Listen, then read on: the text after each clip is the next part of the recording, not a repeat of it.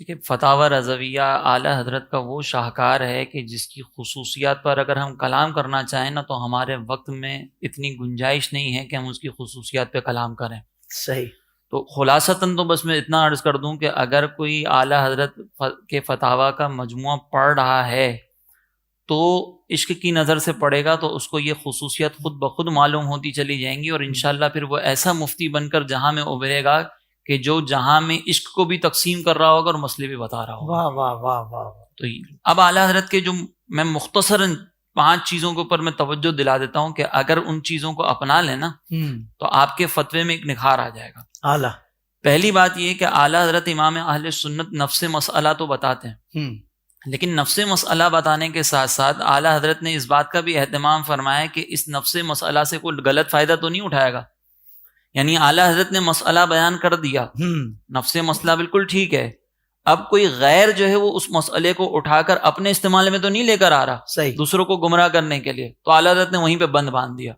مثال کے طور پر ایک سوال ہوا کہ بھائی لوگ عرس کا انکار کرتے ہیں، کھڑے ہو کر سلام پڑھنے کا انکار کرتے ہیں، اس کا کیا حکم ہے؟ تو اعلیٰ حضرت نے فرمایا کہ اگر کوئی شخص بدعقیدگی سے دور ہو، بدعقیدہ سے دور ہو، ان کی بدعقیدگیوں کو مانتا ہو کہ یہ سب غلط ہیں، اور صرف اتنا انکار کرتا ہو کہ عرس اور قیام کو میں نہیں مانتا، تو اس کی وجہ سے سنیت اور حنفیت سے باہر تو نہیں جائے گا. یہ نفس مسئلہ کا بیان ہے. اب آگے اعلیٰ حضرت فرماتے ہیں لیکن ہم یہ سمجھنے سے قاصر ہیں کہ آج کے دور میں کوئی سنی ہو اور اس کا انکار کر رہا ہو. کیا کہنے، کیا کہنے. یعنی اعلیٰ حضرت نے نفس مسئلہ بیان کر دیا کہ اس کے انکار سے گمراہی نہیں ہے، اس کے انکار سے سنیت سے خروج نہیں ہے، یہ نفس مسئلہ ہے. لیکن دیکھو یہ شعار کس کا ہے، موجودہ دور میں انکار کون کر رہا ہے؟ سنی تو انکار ہی نہیں کرتا اس کا. کیا کہنے ہے. تو اس کا مطلب یہ ہے کہ جب کوئی فتویٰ لکھا جائے تو مفتی کو اس بات پر توجہ رکھنی چاہیے کہ میرے نفس مسئلہ سے کوئی غلط فائدہ تو نہیں اٹھائے گا. اگر کوئی غیر آپ کے نفس مسئلہ سے فائدہ اٹھا رہا ہے تو اس کا مطلب یہ کہ آپ نے غیر کو مواد فراہم کر دیا اور اپنوں کو کمزور کر دیا. اللہ اکبر. تو یہ اعلیٰ حضرت نے ایک احتیاط بیان فرمائی. دوسری اعلیٰ حضرت امام اہل سنت کے فتاوی میں ہم دیکھتے ہیں نا، تو جو بھی موضوع ہوتا ہے تحقیق جب اعلیٰ حضرت کرتے ہیں اس موضوع سے ریلیٹڈ قرآنی آیات بھی بیان کرتے ہیں، حدیثیں بھی بیان کرتے ہیں، اقوال صحابہ بھی بیان کرتے ہیں، سب کچھ بیان کریں گے. آخر میں پھر ہمیں یہ بتائیں گے کہ یہ تحقیق تو میں نے پوری بیان کر دی، لیکن نتیجہ میں اپنی سوچ سے نہیں نکالوں گا.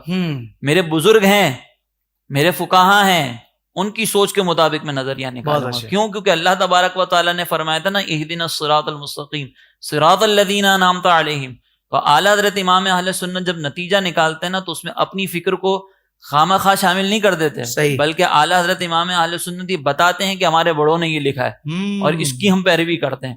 اور یہ جو بڑوں نے لکھا ہے نا اپنی طرف سے نہیں لکھا، بلکہ اس پہ قرآن کی آیات ہیں، اس پہ احادیث ہیں. اور کبھی کبھی تو اعلیٰ حضرت یہ بھی لکھ دیتے ہیں کہ اس وقت میں نے 20 حدیثیں لکھی ہیں لیکن میرے ذہن میں بلا مبالغہ اس پہ 100 حدیثیں موجود ہیں. اللہ اکبر. یہ اعلیٰ حضرت کی شان ہے کہ تحقیق بیان کرتے ہیں تو پھر ساتھ میں بزرگوں کو، نظریات کو، بزرگوں کی تحقیق کو ضرور شامل رکھتے ہیں. تو آج کے دور میں اگر کوئی افتاء پہ بیٹھ رہا ہو تو یہ نہ کہے کہ یار میں جناب اعلیٰ حضرت سے بھی، لوگ کہتے ہیں نا اعلیٰ حضرت سے کیا ہم اختلاف نہیں کر سکتے؟ بھائی فقہی اختلاف کسی سے بھی ہو سکتا ہے، ٹھیک ہے نا، فقہی اختلاف کسی سے بھی ہو سکتا ہے، لیکن اعلیٰ حضرت سے اختلاف کرنے کے لیے پہلے تمہیں یہ تو پتا ہونا کہ اس موضوع پر 100 حدیثیں موجود ہیں. اللہ ہمارا کمال بھی تو یہ ہونا چاہیے نا، پھر تمہیں یہ بھی تو پتا ہونا چاہیے نا کہ یہ جو حدیث میں بیان کر رہا ہوں اس پر کس محدث نے کیا کلام کیا ہے، یہ حدیث کس راوی کے مطابق ہے، کون سی ضعیف ہے، کون سا وہ کیا ہے. یہ ساری چیزیں بیان ہو نا، پھر یہ منہ کھلے کہ اعلیٰ حضرت سے بھی تو اختلاف کر سکتے ہیں. اور جس کے پاس یہ ساری چیزیں نہ ہو تو اس کو چاہیے کہ وہ منہ بند کر کے اعلیٰ حضرت کی تحقیق پہ اعتماد کر لے. بہت خوبصورت. اور یہ بھی میں وہ بات کر رہا ہوں جو فقہی اختلاف ہے.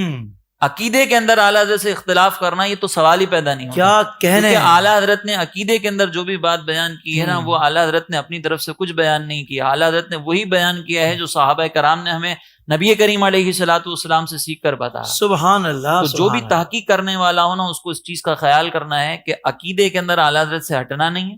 بہت اچھا. اور جب تحقیق بیان کریں تو فقہی مسائل کے اندر تو اس میں بھی یہ دیکھ لیں کہ کیا اتنی جرت ہے کہ یہ کہہ سکیں کہ 100 حدیثیں میرے ذہن میں ہیں اور اس کی پوری تحقیق کے ساتھ، اور پھر کہے کہ میں اختلاف کرتا ہوں تو سمجھ میں آئے. اور اگر نہیں ہے تو پھر خاموش رہے، جو اعلیٰ حضرت نے لکھا اس کو قبول کرے. تو یہ 2 چیزیں ہو گئیں.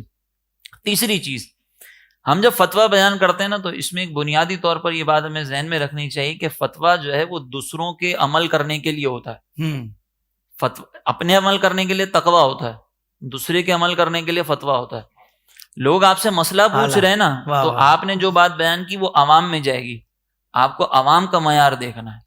اسی لیے اگر آپ کے فتوے کے اندر بیجا تقویٰ آ گیا نا، بیجا تقویٰ، بیجا سختی، تو پھر وہ آپ کا فتویٰ قابل عمل نہیں ہو سکتا. کیا بات. اعلیٰ حضرت کے تقوی پہ تو کوئی انکار نہیں کر سکتا نا. جی جی جی. اعلیٰ حضرت امام اہل سنت سے روسر کی شکر کے بارے میں سوال ہوا، اعلیٰ حضرت نے 10 مقدمات بیان فرمائے، اور آخر میں یہ باہر سے آتی تھی ایک شکر، بیرون ملک سے، انگریزوں کی طرف سے بن کر آتی تھی. اس پہ شکوک و شبہات کا اظہار کیا، ہم نے سنا ہے کہ اس میں شراب بھی ملتی ہے، ہم نے سنا ہے کہ اس کے اندر یہ بھی ہوتا ہے.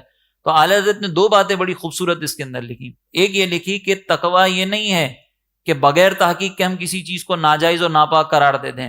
احتیاط اس میں ہے کہ ہم اللہ تبارک و تعالیٰ کی شریعت پر افترا باندھنے کی بجائے اس چیز کو جائز سمجھیں جب تک کہ ہمیں یقین نہ ہو کہ یہ ناپاک ہے. بہت اچھے. اور پھر اس پر اعلیٰ حضرت نے مقدمات پورے تعریف فرمائے. اور ایک جگہ اعلیٰ حضرت نے سختی کرنے والوں کے بارے میں فرمایا کہ یہ جو دین ہے نا، یہ بڑی آسانی کے ساتھ تمہیں ملا ہے، اس آسانی کو اپناؤ گے تو یہ دین تمہارے لیے بڑی وسعت رکھتا ہے. اور اگر تم سختی کرتے چلے جاؤ گے تو تم تھک جاؤ گے. دین کی شریعت کا تعلیمات اپنی جگہ پر رہیں. اعلیٰ حضرت کی یہ والی بات بھی تو کوئی سنا ہے نا، کیا آپ نے بتایا نہیں، کیا ان کا انداز تھا. یہ اعلیٰ حضرت کا سخت کہتے ہیں، وہ سنیں کیا کہہ رہے ہیں مصطفیٰ. یہ اعلیٰ. اچھا، پھر اعلیٰ حضرت نے ایک اور بڑی کمال کی بات اسی کے اندر کہ جب بیجا تقویٰ ڈالنے کے، یہ نہیں کہ نرمی بالکل کر دی جائے، نرمی بالکل چلی جائے کہ ہر چیز میں جائز، ہر چیز میں جائز. بعض لوگ تو وہ ہے نا کہتے ہیں کہ بھئی پردہ جو ہے وہ عرب کا کلچر تھا، تو پردہ کرنے کی تو کوئی عورت کو ضرورت ہی نہیں ہے. ہم اس نرمی کی بات نہیں کر رہے، خلاف شرع نرمی. بالکل صحیح.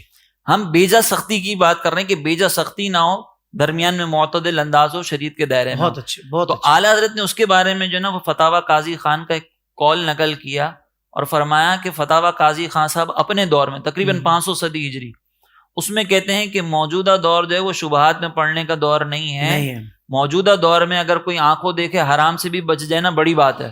اس کو نقل کرنے کے بعد اعلیٰ حضرت کہتے ہیں کہ جب ان کے دور میں یہ عالم تھا تو ہمارے دور میں سختی کا عالم، ہم اس میں کیسی سختی کریں. بالکل صحیح ہے. تو یہ بیجا تقویٰ اگر ہم جو لگائیں گے نا تو یہ مناسب نہیں. صحیح.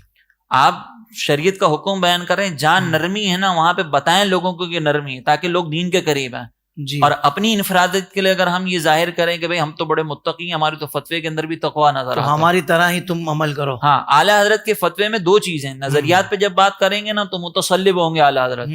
نظریات میں کمپرومائز ہی نہیں ہے، نظریات میں کچھ بھی نہیں کرتے، جیسے میں نے پہلے مثال دی. لیکن جب فقہی مسائل آئیں گے نا تو اس میں جتنی نرمی ہو سکتی ہے نا شریعت کی طرف سے، وہ اعلیٰ حضرت نے نرمی بتا دی. یعنی آپ بھی اس حساس موضوع پہ بڑی معتدل گفتگو کر رہے ہیں. تو یہ اعلیٰ حضرت نے نرمی بیان کر دی فقہی مسائل کے اندر. جو کوشش کرے گا نا سیاق و سباق سے ہٹ کر بات آپ کی بات کو پیش کیا جائے تو آپ اس کا بھی بند باندھ رہے ہیں ساتھ. سلامت رہیے. واہ واہ. یہ اعلیٰ حضرت کی نظر ہے، یہ خاص کرم ہے ماشاءاللہ. اچھا، یہ 3 چیز ہو گئی. چوتھی چیز کہ جب اعلیٰ حضرت بات کرتے تھے نا تو اعلیٰ حضرت اپنے عرف کو دیکھ کے بات کرتے تھے، ہمارا ماحول کیا چل رہا ہے. اور یہ جو ہے نا اعلیٰ حضرت نے امام محمد سے گویا کہ سنت حاصل کی ہے. امام محمد کا طریقہ کار یہ تھا کہ امام محمد تجارت کے بارے میں جب فتویٰ دینا ہوتا تھا نا تو جا کر مارکیٹوں میں بیٹھتے تھے، اور امام محمد فرماتے ہیں میں تاجروں کو دیکھتا ہوں یہ تجارت کیسے کرتے ہیں، تاکہ جب مجھے فتویٰ دینا ہو نا تو پھر میں ان کی تجارت کے انداز کو دیکھ کر فتویٰ دوں. تو اس کا مطلب یہ ہے کہ جو موجودہ دور کے مفتی صاحب ہیں ان کو معلوم ہونا چاہیے کہ بھائی میرے دور کا عرف چل کیا رہا ہے. جی. جب پتہ ہی نہیں ہوگا تو پھر آپ جدید مسائل کے اوپر فتویٰ کیسے دیں گے؟ مفتی یہاں ایک بات مجھے ذہن میں آئی ہے کہ ایک بہت بڑے تاجر ہیں، انہوں نے مجھے یہ کہا تھا کہ کوئی مفتی صاحب کا آپ نمبر دیں، مگر ان کو جب بزنس کے حوالے سے معلومات ہو تاکہ وہ ان کو جب پتہ ہوگا نا تب وہ ہمیں ہمارے مسئلے کا جواب دے پائیں گے. تو یہ آپ نے وہی والی بات کہی ہے کہ یہ اعلیٰ حضرت اس بات کا بھی ہمیشہ خیال کرنا. اور اعلیٰ حضرت نے کئی مقامات پر جو ہے نا مفتی کے بارے میں یہ لکھا ہے کہ من لم یعرف عرف اہل زمانہ فہو جاہل. یعنی اعلیٰ حضرت نے فرمایا جو اپنے زمانے کا عرف نہ جانتا ہو، جس کو یہ نہ پتا ہو میرے اطراف میں کیا چل رہا ہے، تو وہ مفتی نہیں. اعلیٰ حضرت نے فرمایا فہو جاہل، وہ جاہل ہے. تو یہ اعلیٰ حضرت کے فتاوی میں ہمیں نظر آتا ہے. اور ایک آخری چیز جو بہت امپورٹنٹ ہے کہ اعلیٰ حضرت سائل کو دیکھتے تھے کہ سائل کون ہے.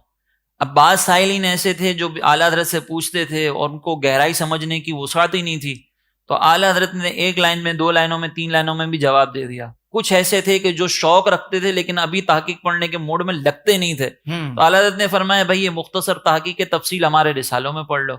اور کچھ تھے علماء جو علماء مرجے تھے تو اعلیٰ حضرت نے ان کے لیے 300 صفحوں والے رسالے بھی لکھے. یہ بات اعلیٰ حضرت نے بتا دیا کہ بھائی یہاں پہ یہ مسئلہ ہے, یہاں پہ یہ مسئلہ ہے. اگر کوئی سائنس کے بارے میں سوال کرتا تھا تو پھر اعلیٰ حضرت نے سائنس میں جواب دیا. اعلیٰ حضرت سے قبلے کے بارے میں پوچھا گیا تو اعلیٰ حضرت نے قبلے کی ڈائریکشن سے ریلیٹڈ جو جدید علوم تھے ریاضی کے وہ سارے بیان کیے, اور پھر بتایا کہ ہم نے جو تمہیں جواب دیے نا یہ تحقیق ہے, اور اس میں پھر گویا کہ ایسا انداز ہوتا تھا کہ اب جا کے اس کا رد لے کے آؤ. مطلب مراد یہ کہ جواب تبدیل نہیں ہوتا تھا, ہاں اس کے انداز میں تبدیلی آ جاتی تھی. جواب تو ظاہر بات ہے قرآن و حدیث کے مطابق جو بنتا ہے, فقہ کے مطابق وہی دیا جا رہا ہے. ویسے ہی ہے. واہ واہ. تو اسی لیے موجودہ دور کے جو طالب علم ہیں وہ آج سے اگر تدریب کے شعبے سے وابستہ ہو رہے ہیں, وہ چاہ رہے ہیں کہ میں مفتی بن جاؤں, تو ان 5 چیزوں کو پکڑ لیں. یہ بنیادی چیز ہے. پہلے اپنے فتوے کے اندر نظریات کو جو ہے نا وہ بنیادی حیثیت دینی ہے کہ بھائی میرے فتوے سے کوئی غلط نظریہ والا فائدہ نہیں اٹھانا چاہیے. اپنے لوگوں کو آسانی دینی ہے لیکن کوئی غلط فائدہ نہ اٹھائے. دوسرا یہ کہ جب دلائل دوں گا نا تو تحقیق ضرور بیان کروں, لیکن اس تحقیق کے اندر گمراہی کا عنصر شامل نہ ہو کہ میں پھر بڑوں کو چیلنج کروں کہ میں تو اعلیٰ حضرت سے بھی اختلاف کر سکتا ہوں. تیسرا یہ کہ اعلیٰ حضرت نے جس انداز سے ہمیں یہ بتا دیا نا کہ جب فتویٰ لکھنا ہے تو عرف کو دیکھنا ہے, تو عرف کو دیکھ کے چلیں. اور چوتھا یہ کہ سائل کو دیکھ کر پھر آپ جواب دیں. اور پانچواں یہ کہ جب آپ فتویٰ دے رہے ہو نا تو اس میں بیجا تقوی کو شامل نہ کریں. یہ 5 چیزیں آپ اپنا لیں, آپ کے فتوے میں حسن آ جائے گا, اور پھر آپ کو نظر آئے گا کہ اعلیٰ حضرت نے کیا کمال فتاویٰ کیا کہنے. سبحان اللہ سبحان اللہ. ناظرین کرام, آپ کچھ سمجھے, مفتی صاحب نے ایک تیر سے کئی شکار کر دیے. ایک تو جو تخصص کے طلباء ہیں پوری دنیا میں, ان کو ایک بہترین ورک شاپ آپ نے دے دیا, ایک بہترین آپ نے جو نا ان کو میں کہتا ہوں موٹیویشنل اسپیچ دے دی آپ نے کہ بھائی اب آپ جس فیلڈ میں داخل ہو رہے ہیں آپ نے ان سب چیزوں کو رکھنا ہے. اور بتایا کس کا, مطلب رول ماڈل کون ہے؟ اعلیٰ حضرت. یعنی اعلیٰ حضرت اسی لیے تو ہو رہا ہے کہ بھائی ہمیں نظر ہی اعلیٰ حضرت آتے ہیں اس دور میں ہیں. سبحان اللہ. اللہ آپ کو جزائے خیر عطا فرمائے مفتی صاحب. اور ساتھ ہی ساتھ عوام کو ایک بہت مؤثر طریقے سے پیغام چلا گیا کہ بھائی اس لیے اعلیٰ حضرت ہمارا معیار ہے کہ چاہے وہ عوام ہو یا خواص ہوں, کوئی بھی ہوں, ان سب کے لیے جو ایک بہترین ہمیں یوں کہیے کہ سلیبس جو مہیا کیا ہے نا, اس سے یہ اعلیٰ حضرت نے کیا ہے. اللہ تبارک و تعالیٰ آپ کو جزائے خیر دے. سوشل میڈیا پر اسلام کی صحیح تعلیمات جاننے کے لیے ابھی حافظ سائر قادری کا نیا YouTube channel Islamic digital studio subscribe کر لیں, اور ہاں نوٹیفیکیشن بیل آئیکن کو بھی پریس کر لیں تاکہ ہماری نئی ویڈیوز آپ تک بر وقت پہنچ سکے.